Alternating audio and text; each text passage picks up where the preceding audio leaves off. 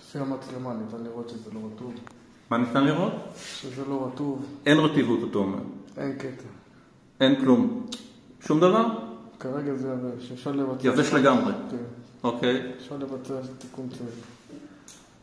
שוב פעם אני מאפס את המצלמה. כן. ניתן לראות שאין כתם רטיבות. שום דבר, אין כתם רטיבות. אני יכול להראות איך נראה כתם רטיבות של הביור על הרצפה. אתה רוצה לתת לנו השוואה.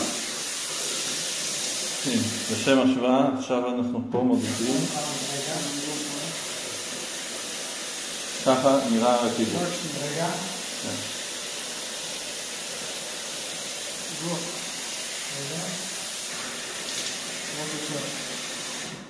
זה הצבע של מים.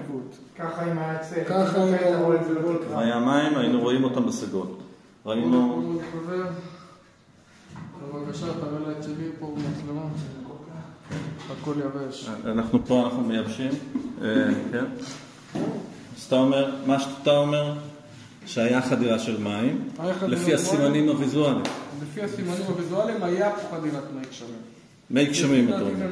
אוקיי, אנחנו נבדוק מבחוץ ונסתכל. אנחנו נעשה עוד בדיקות. כן, נעשה עוד בדיקות. כרגע זה יבש. מצוין.